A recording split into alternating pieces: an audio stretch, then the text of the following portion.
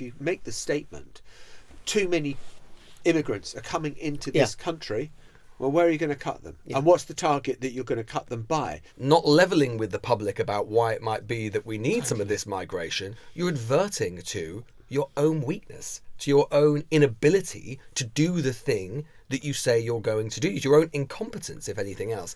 Is the government turning around and saying, you're absolutely right, these figures are terrible, or are they turning around and saying, actually, it's more complicated than that? Then you get political actors like Farage who say they're lying to you.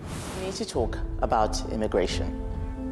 The truth is that for nearly 30 years, mass migration has been far, far too high, under all governments, by all parties.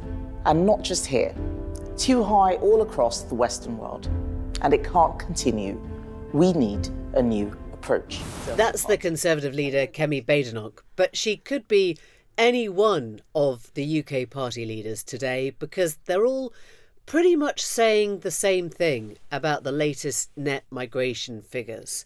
This time round, the buck stops with the last 14 years of Tory rule, but it won't always be that way.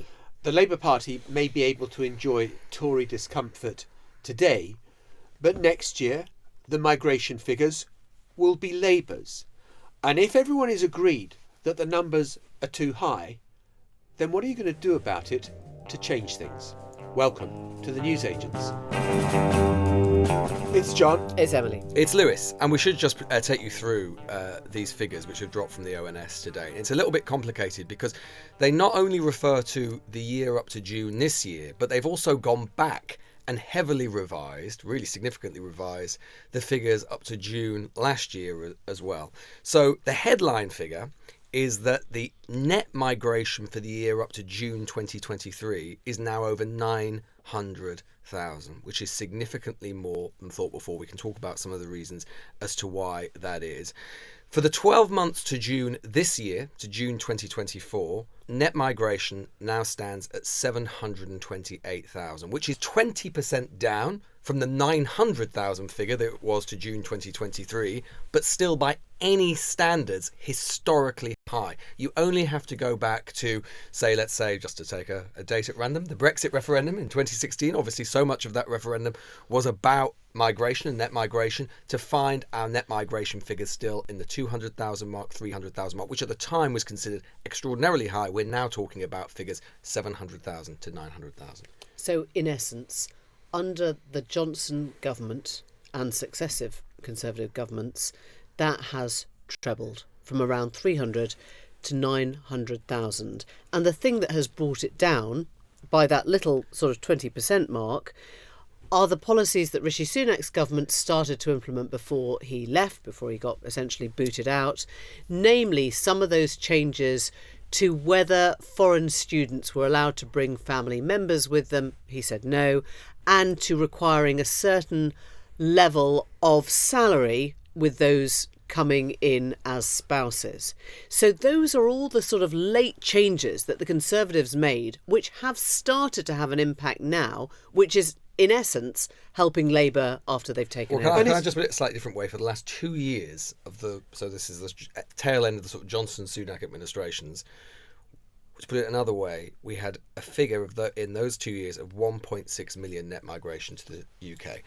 At a time when you have governments which are going hard on the idea of lower migration. We have not seen net migration figures like that in our history before. So there is a complete... That was the take back control government. There is a complete disconnect between the rhetoric and what happens. Exactly. And that's what I think is the most important part of all of this, because, it was a bit earlier on and you had that net migration would be in the tens of thousands. David Cameron said that. Cameron said that. And then it gets to 140,000 during Cameron's leadership. And it has risen remorselessly. And I just do think that when you get a gap like that between the rhetoric and the reality and the disillusionment that people feel with mainstream politics to deliver on all of this stuff, then you have got the perfect kind of feeding ground for reform to grow and grow and grow. We saw them get 4 million votes in the general election. And I bet you Nigel Farage was pumping the air with joy when he heard these figures today, because this is going to be another recruiting sergeant to Reform to say, well, look just how badly the Tories have failed and Labour are going to do no better. And indeed, you could tell just how politically salient Number 10 thought these figures are and are going to be, and how they're going to be used, because Keir Starmer brought together a hastily arranged press conference in the middle of the afternoon, and there was a really striking bit of it. This is just listen to what he said. Failure on this scale isn't just bad luck. It isn't a global trend or taking your eye off the ball. No, this is a different order of failure. This happened by design, not accident. Policies were reformed deliberately to liberalise immigration.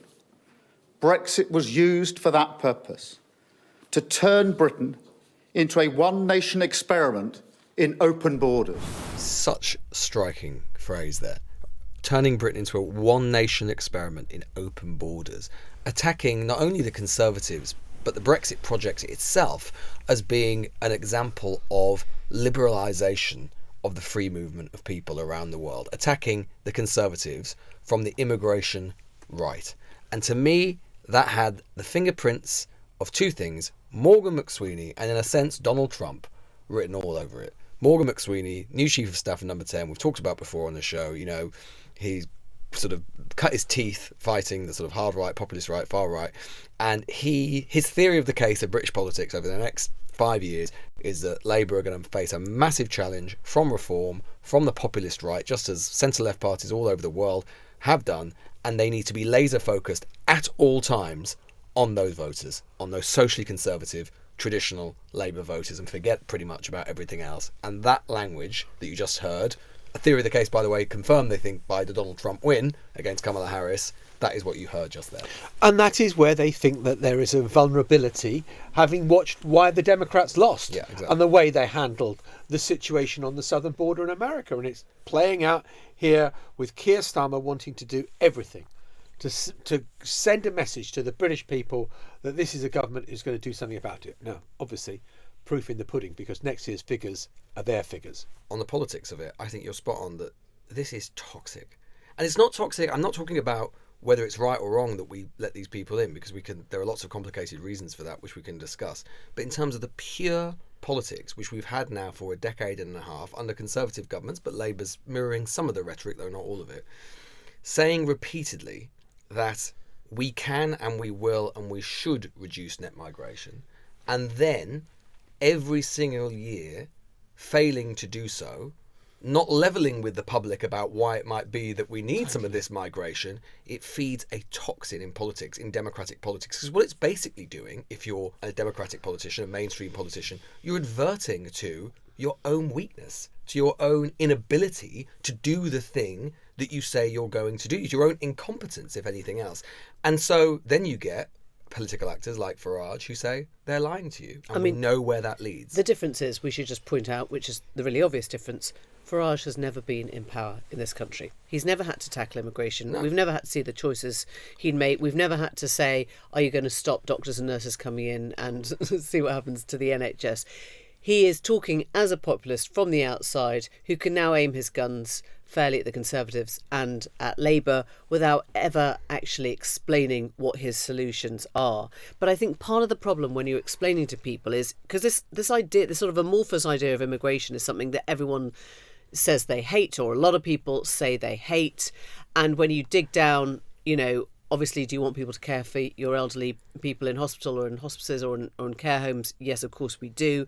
But I think it comes down to the amount that government's actually spending. And this, again, has risen in the last year. So government are spending on asylum in 2023 to 24 has gone up 36%. Yeah, it's now and I over think 5 that's billion, the thing, right? Which is a huge amount of money. It is nearly £5.5 billion, and I think that's something very tangible that people hear as a figure and say, well, we can talk about, you know, the pros and cons of immigration, people coming in, and doctors and nurses and all the rest of it, but why are you spending £5 billion on putting them up, right? The majority of the figures now, and again, this is a transformation from pre-Brexit. The majority of people now coming in are non-EU nationals. overwhelming majority. The biggest nationalities in terms of people coming to the country: Indian, Nigerian, Pakistani, Chinese, Zimbabwean. So there's about 1.2 million who came in the year to June. We should say this is all, you're talking about legal migration. And this We're is- not this is- talking yeah, about we're not small talking boats. about- We're not talking about people. Small Overwhelmingly so, but I mean, yeah. small boats, just let's make this point very briefly. Teeny, weeny, weeny. Teeny Yeah, number. small, exactly. So of the 1.2 million who came to the UK in the year to June, 86%, a million, were non-EU nationals. 10% were EU plus nationals. So that's a transformation from pre-Brexit. Why did they come? Well, if we take the non-EU figures, because they're the biggest number, 29%, so the biggest cohort, came as students. So that's a big, so that's 29%, 295,000. So that's students, which a lot of people wouldn't necessarily think of as migrants in that way, because many of them go home. Because Not they all of come them. and then they go. Yeah, well, some of them, yeah, a lot of them do. Some of them stay for a while and then they go, but it's sort of complicated. Then about 8% on top of that, 80,000, came as student dependents, which is down quite a bit from where it was, because that's the changes that Emily Rishi was Sunak talking brought about. in. Rishi Sunak Yeah. brought in, clamping down on student dependents. 18%, 184,000, came as work applicants, so people, doing jobs.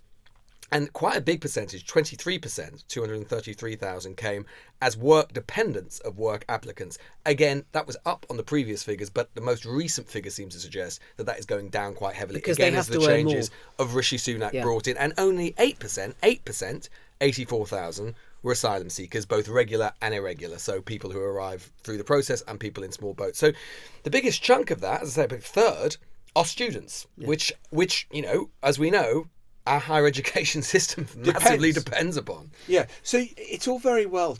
These are the numbers, and I think it's really helpful to set out them in such clear form, because if you are the government, it's all very well to say, well, what we want to do is to create more better paid jobs that British people will do and we reduce the need.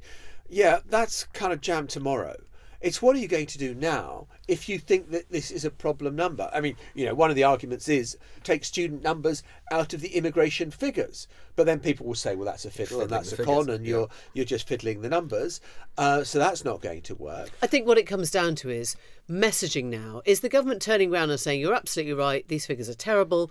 Or are they turning around and saying, actually, it's more complicated than that. Let's have the conversation about whether you want foreign students in here to help the economy grow. Sure, if you make the statement, too many immigrants are coming into this country, well, where are you going to cut them? And what's the target that you're going to cut them by? And that is somewhere the Labour government doesn't want to go. Yeah, and I think this is the problem with this entire debate, isn't it? Because, I mean, it's perfectly legitimate for people to see this figure and be concerned by it, because we have got creaking social services. We have got a profound housing crisis and shortage. We have got industries where wages have been depressed. And there's no doubt, immigration is not cost-free. But as ever with all of this stuff, it's about trade-offs.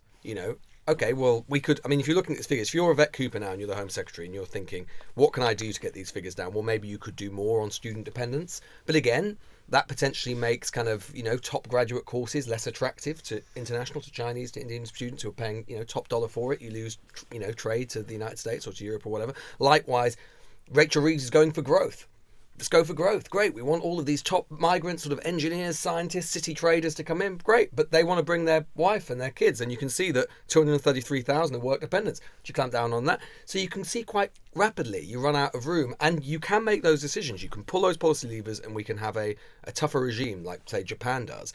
But there's no doubt that there are trade-offs to it. And it's the trade-offs bit that we don't talk about very often. Well, let's speak now to Jake Richards. He is the newly elected Labour MP for Rother Valley, which he won on a sort of knife-edge vote in the general election because Reform had done so well in his constituency. And Jake, welcome to the Newsagents. Thanks for being with us. I think it's fair to say that kind of, when you look at the results of your general election win, it was narrow and Reform were a major presence, which must mean for you that immigration as an issue looms large over what the Labour government does to do about it. Absolutely. It is one of the number one issues that comes up on the doorstep when I'm canvassing every weekend. People raise immigration as one of their top issues. And it's something that the Labour party accepted and embraced really before the election by making very specific targets on it, and now in government we've got to take action. Deals will have to be done, and it remains to be seen what those deals are that the Home Secretary and the Prime Minister strikes. But it's worth noting that Keir Starmer spent time with the Italian Prime Minister. I know that's very controversial amongst some of the Labour movement, but they have had a successful policy in terms of dealing with the small boat issue, and I think that we need to learn from where other countries have been successful. So you don't mind that Keir Starmer was talking to Giorgia Meloni about this? You think good thing too? Well, he was if talking it works, to if it works, Viktor do it. Orban last month, wasn't he? Look, he's Prime Minister. He's got to talk to leaders of allies and countries around the world, and that includes Italy. So I've got no problem with that. So when these numbers came out this morning, we learnt two things. One was that they'd fallen to around the 700 mark, and two, that actually they'd been much higher a year ago to almost 1 million. Yeah. So when you look at the 700 mark, what does it say to you? What does that? Where does that sit in how well you think the government's doing? It's a complex question. The headline is that feels like to many of my constituents, understandably, like too many. That we over 2 years, that's the size of Birmingham coming to our country, and people, when they're struggling to see a GP or schools are oversubscribed, they can't understandably compute that. And I sympathise and agree with them. We do need to move the conversation on immigration a bit beyond just numbers. So we talk about immigration all the time in the political bubble. There's this great myth that we don't talk about immigration enough. It's all we've spoken about over the last 20 years, but it's how we talk about it. So just sort of having a live tracker of immigration isn't particularly helpful. It's who is coming here, what are they contributing to our economy? And my constituents understand the need for immigration.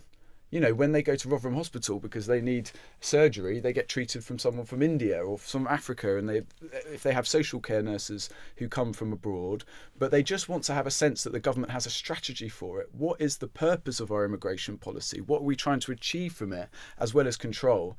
And the last government, and I think Kemi Badenoch accepted this in her rather bizarre speech yesterday, didn't have a strategy, didn't have an idea. They promised to get control of the borders in the 2016 referendum, and actually immigration went rocketed up. This government has to get a strategy and has to get a plan. And look, it's early days, and that will still be set out and developed over time. I can sort of hear Rishi Sunak's voice in the backdrop here, sort of saying, well, actually, it was my policy that cut down the sort of student family visa that has led to this drop, which obviously also has a knock-on if you think that fewer foreign students are coming, and whether that's actually hurting the money that's going to universities. Exactly. And that's having a knock-on there. Where does Labour sit on that? I mean, are you happy to continue saying, we definitely, I think it was Nigel Farage who said, students, stop bringing your mum to school, or whatever sort of, slightly reductive line he had on it. But are you happy to see those kind of cuts, even if it means fewer students coming in? Well, I think, quite apart from the specifics of that particular visa and what the effect that's had that Rishi Sunak introduced, it goes back to my previous answer, if I may, which is that we need to talk about what the strategy is. If our strategy for the higher education sector is that in the medium and long term, universities are going to be basically reliant upon foreign students for income, then we need to talk to the public about that. The big issue is social care in my constituency. Lots of social care workers come from abroad because we haven't been training people within our own country, because frankly, we're not paying them well enough. People don't want to do that work. These are the conversations we need to be having, and the government needs to lead the way in those conversations. But we are having them, Jake. Well, I mean, in a sense. We are. Well, I guess I'm asking you, do you think that failing sort of universities is a price worth paying for cutting immigration numbers of students? No, and I'll tell you why it's not. Because fundamentally, beneath all these issues and all this conversation is the fact we need to get our economy growing. And that's not me just parroting Labour Party lines. It's the truth. If we get the economy growing, living standards can go up, then people do worry less about levels of immigration. And the universities have to be at the heart of that. And William Hague, I heard him being interviewed this morning, make that point as well. But we need to be honest about the social contract here. If people want growth, we need good universities. That means we might need immigration for student visas. And that social contract, that give and take, is not being spoken about honestly enough. Let me just sort of drill into that a tiny bit. So on higher education, do you think that one of the solutions might be you take student numbers out of the immigration figures? Well, yeah, I think there is a really good argument about when we talk about immigration and immigration numbers, what are we actually talking about? Because, people say to me, sometimes I'm speaking to a constituent and say, immigration's out of control. And I say, well, what do you mean? And they often, not all the time, but often are talking about the small boat arrivals, because they see those images every day and are rightly and understandably, absolutely angry and worried about what they're seeing. But when you talk about the wider issue of social care, NHS workers, university students, it's a different conversation. So you have just made the case about why we need student numbers to help the funding of universities. You've made the case as well that you need immigrant numbers to help run the health service and social care, that if people go to Rotherham Hospital or they are in care homes or whatever. Where is the cuts? Where are there too many? Where would you say, right, okay, well, we've got a net migration figure of 905,000 in 2023. Yeah. Where are the cuts coming from? First thing is illegal migration. So I accept it's small. No, I accept it's small, but it's important and it is a chunk of those overall figures. But overall, we want to build an economy, and this is when I speak for the Labour Party, I hope, whereby we're not reliant upon cheap foreign labour. It's not good. It's not good for our country. It's not good for the sectors that rely upon it. And that needs to be... years away? I mean, isn't that kind of 10, 15, 20-year horizon you're talking about? I think it may be years away, John, but maybe not 10, 15, 20 years. If you take drastic action, if you are radical in some of the solutions you come up with within our social care in particular, then these are solutions that can be realised sooner than that. I mean, of course, that was meant to all happen 8 years ago. With Brexit, we're a decade on, and nobody's saying, oh yeah, we don't need that because we've trained people up and there's lots of local labour. You sound, Jake, and you have praise for Kemi Badenoch and her discussion on this, and you're a small part of what she said, yeah. Yeah, fair enough. Yeah. But I guess, and you know that Reform and Farage are sort of snapping at your heels on a constituency level. I mean, is there an argument for this to be a cross-party? Could this ever be an actual cross-party issue? Because it sounds like all the main parties are right now saying we have to bring immigration down. And some of the sort of sensible voices saying we have to think very carefully about where we cut because we don't want to cut growth or services. Yeah. I mean, in your lifetime, do you think, in your parliamentary lifetime, do you think this will be a cross-party issue if everyone's broadly saying the same thing? I think when we talk about the NHS or immigration or indeed anything, you always would love to have long-term plans which have cross-party buy-in. I think it's very unrealistic because, unfortunately, immigration has been used perhaps more than any other issue in the last 25 years of British politics as a political football. And that's not going to change anytime soon. So, great idea, but I don't think it's going to happen. But you're saying grow up. Well, what I'm saying is I think that it's right that Labour are meeting concerns of voters as to immigration head on, but it's the nature and the honesty of that conversation. So yesterday, Kemi Badenoch said she wants to be honest with the British people about immigration.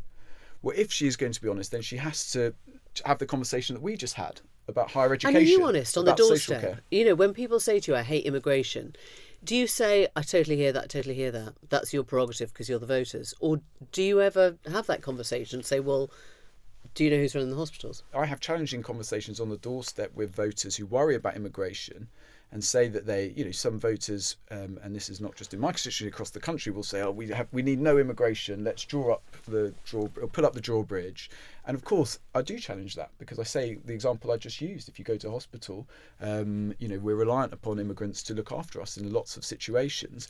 But where I'm sympathetic, it goes back to where I started, is about this control. And that is honestly the overwhelming emotion for voters who are particularly angry about this issue is the fact that they turn on their TVs and they see people arriving here and we do not know who they are and they're not processed efficiently. If we can get that general election campaign, Emily and I went to Clacton when Farage launched his campaign, and standing on the bar table, the guy with the loudspeaker on his head so that we could all hear it, Farage made the argument that there ought to be zero net migration. Yeah. He picks up 4 million votes in that general election. Isn't there, if you are going to counter that argument, you need to make it forcefully, because Nigel Farage seems to be winning the argument, that net migration ought to be zero. I agree that we've got to forcefully stand up to Nigel Farage. I agree with that. I think it would be wrong to think that Reform's attraction is just or exclusively or even predominantly to do with immigration, actually. I think it's much more complex. Really interesting report out today. Stonehaven Consultancy have published it about looking at the 5 seats that they won and looking at local infrastructure projects and how that these towns have been completely isolated from nearby economic activity and growth. And it's really worth reading. It talks about the 4 roads that go into the 4 towns and how these haven't been upgraded for 20, 30 years and they've been overlooked by government so and if local Keir campaigns. just love-bombed those 5 towns. Well, we don't do gimmicks and pork barrel politics, but what I would say is that actually local infrastructure is critical to winning over voters in my constituency and other post-industrial towns and the seaside towns which have been overlooked by governments of all different colours over the last 30, 40 years. Jake, before we end, can I ask you about something which is tangential and you'll tell me whether it's connected or not? Because we know that the number of immigrants living in hotels, asylum hotels, has gone up. We also know now that the number of homeless children living in temporary accommodation in England has risen to 160,000. That's up 15% a year. There will be people who read that figure and connect it to the immigration figures. Yeah. Are they right to? Well, look, technically, Emily, they're not right to, because we're talking about we're comparing kind of apple and pears. But they are right to be angry by the fact that the government, the taxpayer, are paying for hotel accommodation for people who shouldn't be here for weeks, months on end, whilst we have children who are homeless, veterans who are living on the street. They are right to be angry about that. And to be fair to this government, they know that, and they are taking pretty drastic action to try and deal with it. Even though it's gone up, the number of people living in hotels has now Well, gone because up. we're dealing with a backlog, which is huge, and these are difficult decisions, and it takes time to work through the process. But I'm assured, and I hope people will be assured, that government ministers do take this incredibly seriously. When I'm in the House of Commons for Home Office questions, I know that these ministers get it. Jake Richards, great pleasure to have you on. Thank you very much indeed. Enjoyed it. Stephen, real quick, Politico is reporting that Mark Zuckerberg was at Mar-a-Lago today meeting with President Trump. Can you confirm that?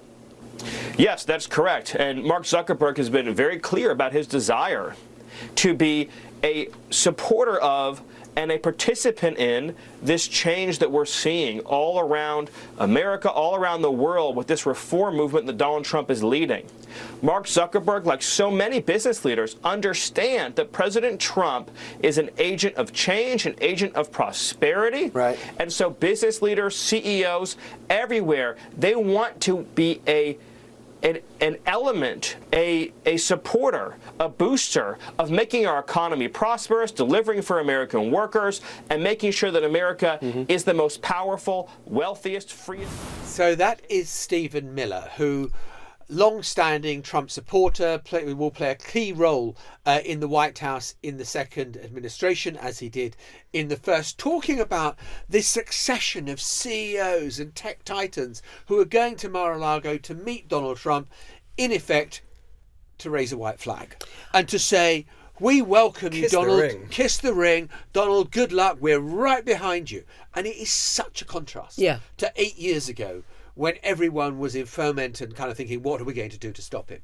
Let's give you a bit of the history, the personal history between Mark Zuckerberg and Trump, because Meta, Facebook, banned Trump from its platforms after the January the 6th riots, right? And at the time, Zuckerberg was there saying the risks of Trump using the service are too great. We're extending the block we've placed on his Facebook and Instagram accounts indefinitely. So this is the place that seemed... Turns out it was quite definite in the end. Yeah. Yes, as indefinite but it's fascinating, isn't it? I mean, at that time, no one would have raised an eyebrow. They would have gone, oh, do we want an insurrectionist kind of using the platform to get more people to go and storm a Capitol and threaten to hang the vice president? No, I don't think we do.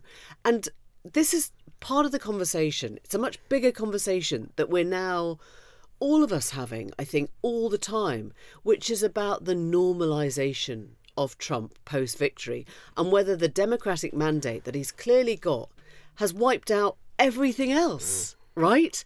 And part of me is holding on to this stuff and going, please don't forget Jan 6th, please don't forget that he was an insurrectionist and, people died and 140 people were injured and he's still lying and denying an election.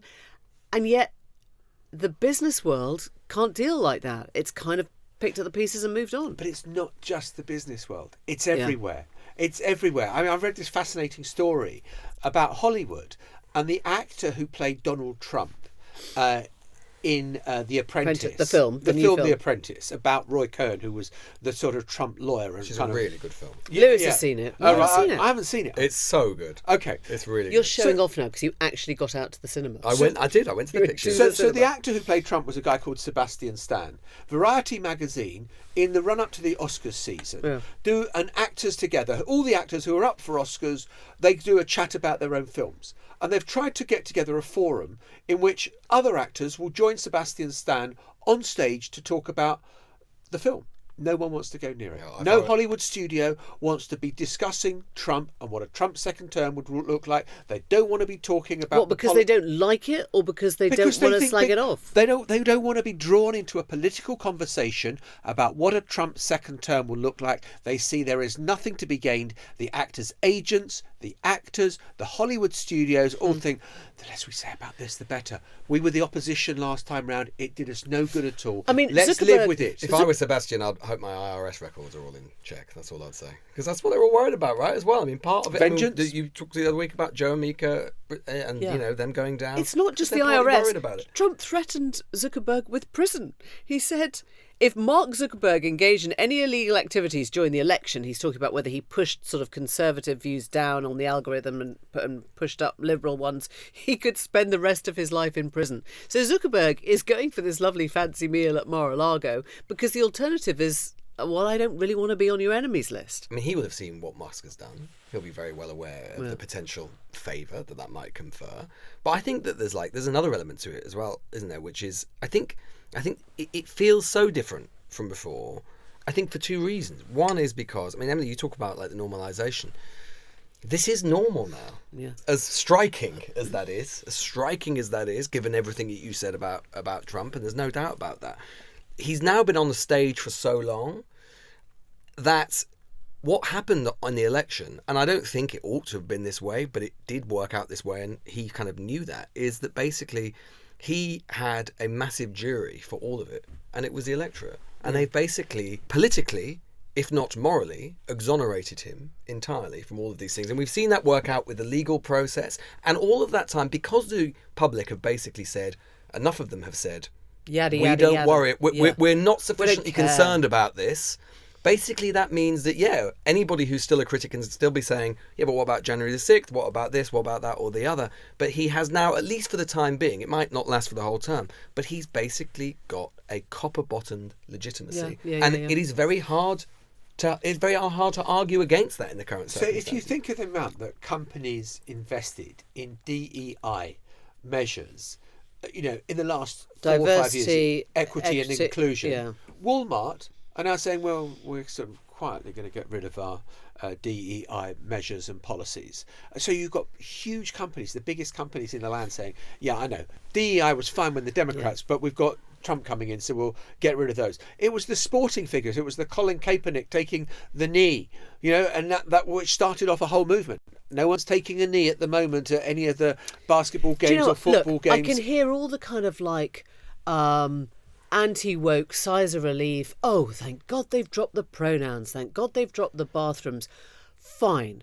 But where are we now on women's rights and abortion issues? Where are we now on any kind of racial reckoning or, police brutality after, the killing of George Floyd? Where does all that actually play into the bigger issue of what the Democrats stand for? Because are they just going to go, oh, yeah, we tried that, didn't really work. So, sorry, women. They're figuring it out. Yeah. In a way, one of the reasons the Democrats are just so lost at the moment, right, is because they're having that sinking realisation that they've had Trump to deal with for a decade. And they have not been. They are still none the wiser. No closer. And part of the reason for that is Trump's superpower, in a way, is that because he makes his opponents seem hysterical consistently. And so they've long worked out that we don't, and we saw this with Harris, we don't want to seem hysterical.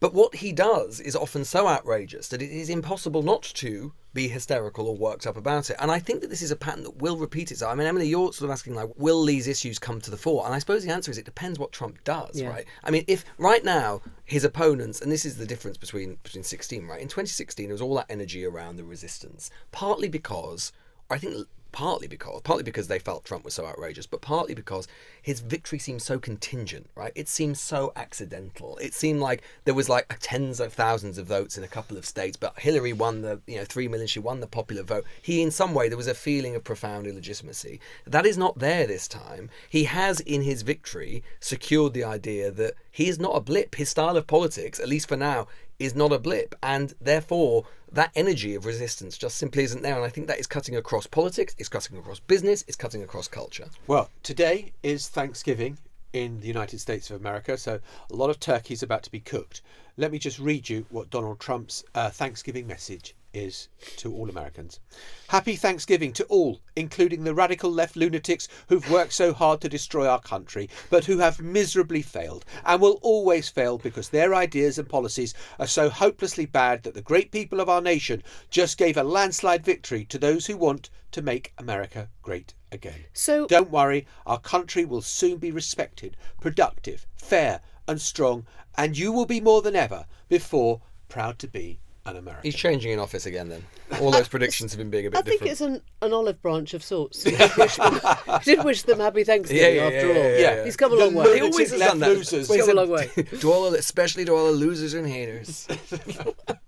Before we go, we're going to bring you up to date with a little bit of legislation from down under, even though our bureau chief of the Asia Pacific Rim is currently with us in the studio. I do Australia stories, not you guys. I know. It's not really unfair. Well, go on then. Tell me what I was about to say. Well, social media is being banned for all people under the age of 16, and there was a vote in the Canberra Senate last night where they decided that this should be the rule. Now, how you apply the law and make Elon it... won't like that.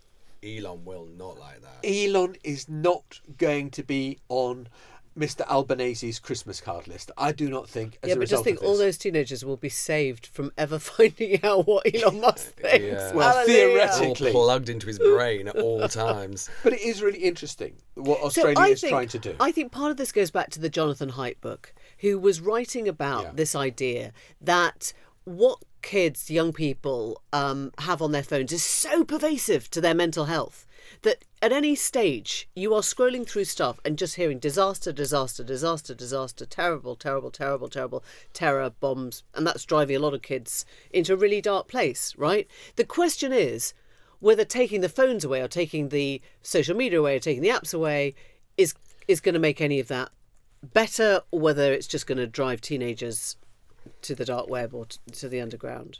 I mean, most of that, I should say, is just news, right? So I'm not sure news counts as a social the media dark app, web? does it? What? They're going to be on the dark web? Well, might be. Yeah. What do you think? I hope not. What, I don't know. I don't know what anything do you about. do I on want the for the record. dark web, I don't know Lewis? anything about the dark web. I have no you keep hearing idea. about it, and you can't think, where do you find the No, dark John, web? don't, that's a bad question. Stop. Don't Sorry. look. Okay, well, that's all we've got time for. Thanks very much. Bye, everyone. Bye-bye. Just the two of us tomorrow. The Newsagents. This is a Global Player original podcast.